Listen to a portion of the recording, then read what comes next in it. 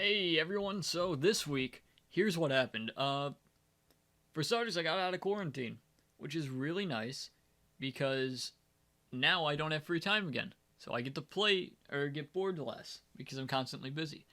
But in regards to rivals, I still had, some amount of free time and I still got to play a bit. And first and foremost, playing on the rollback beta is not enjoyable.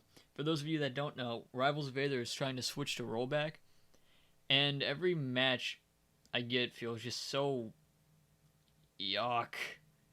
I don't like it, and I don't get it. I don't get it. Maybe I'm just doing something wrong. Maybe I forgot to set something up properly. But the rollback beta just kind of sucks. It might just be because it's a beta and not like the actual definitive edition, but it's still pretty annoying. But I think it's just because a lot of people just don't have Ethernet cables, which is why online tends to suck. But I don't know what it is. It's just yuck. But in regards to what happened this week, let me just scroll on my handy dandy Google Doc here. I made it to Platinum 4 on ranked. And honestly, it wasn't that hard, but now I'm actually getting the good players who are more in my league, cuz a lot of gold players and just a lot of players in general from what I've discovered really have no idea how to approach properly. And what I mean by that is I throughout this week I played two people that had any idea how to approach it all. And that's probably an understatement. I don't remember. I haven't watched the footage yet of all of this week's matches. But there was not a whole lot of people that could actually approach. A lot of people really did just wait for me to run at the Munga Bunga style. So when I stopped doing that, I just nothing happened. They couldn't approach me. They couldn't do anything to me. And so they would get salty because I wasn't approaching them. So from their point of view, I was camping them out. When in reality, they were doing that to me the entire time, when they would just run away, wait for me to, throw out a move, and then whiff punish me. That was just the case for all of this week. And normally what I would do is I would literally just camp and wait for them to approach me. But the problem is I play at early hours in the morning and I'm in East Coast. So normally when I do that, it takes a bit for another game to happen. So inevitably I just gave up doing that because I wanted to keep playing these people. I didn't want to camp out the guy that's already given me 5 games. Because even if he's not approaching, it's he's still at least playing. I don't want to have to wait 20 minutes just to be matched with the same guy again. So, in tournament or for actual stakes, do not get me wrong, I will camp the fuck out of anybody who can't approach. Because that's something that every fighting game player needs to learn how to do, regardless of if you're a zoner or if you're a rushdown or if you're this or that. I played a Raster today, or not today, but during the week. He was the first person out of that entire day. I played at least 10 different people. He was the first person to approach in any capacity.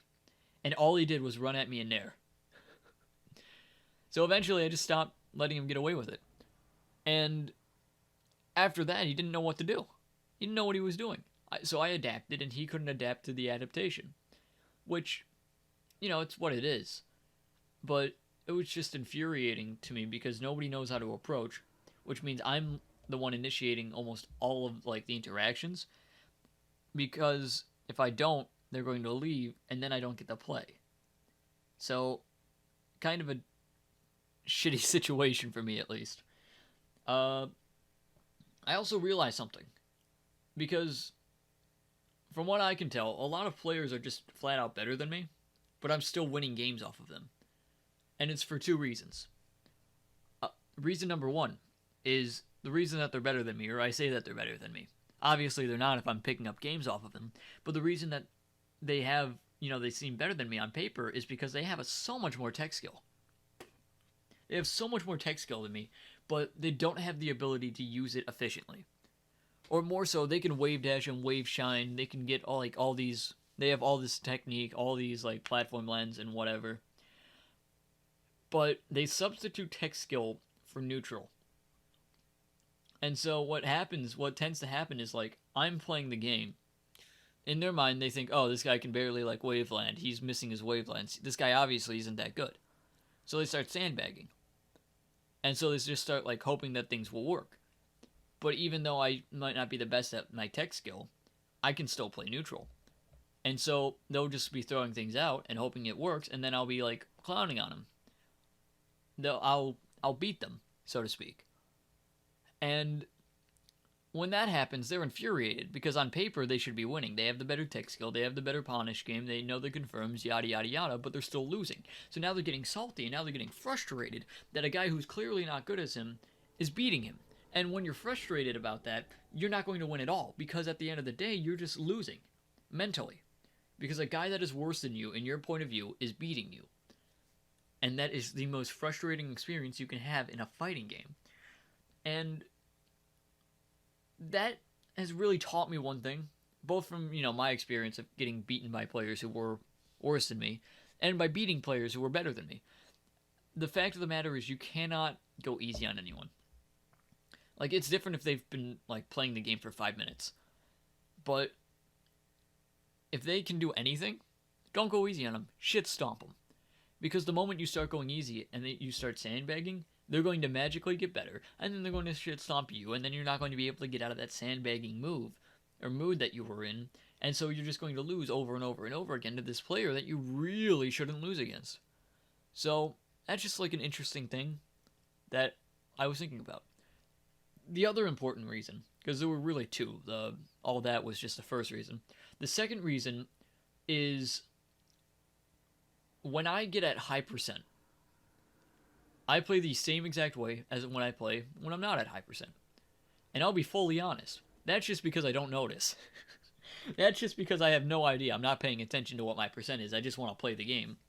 I'm not worried about, oh, I'm at 150. Well, I guess I better play it safe because I might lose my stock. No, I'm not worried about that. I want to go, oh, I want to hit this guy hard. Let me hit him. Let me at him, coach.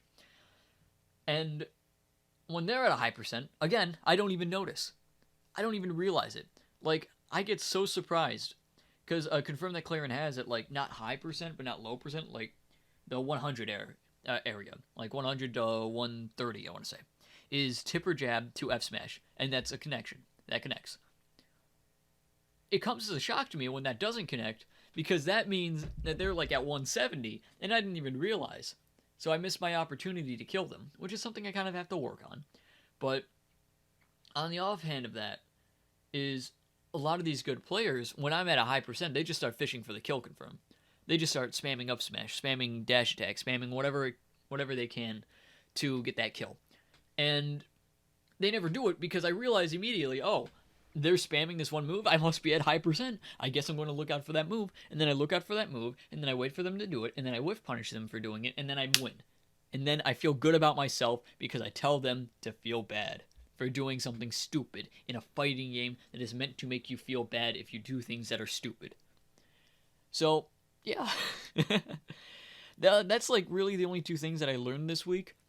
There were like some other couple other highlights for me. Like Zetterbrun and I had some really intense mental gymnastics in a battle, which I believe was just camping. I stopped approaching him, so he stopped approaching me. And the other thing I wanted to mention is that I really need to work on my Forsburn matchup. I have no idea what the hell is going on. He just does things, and I feel bad because it does things to me. And that is it. I gotta go to the bathroom. Here's the combo video. Ah!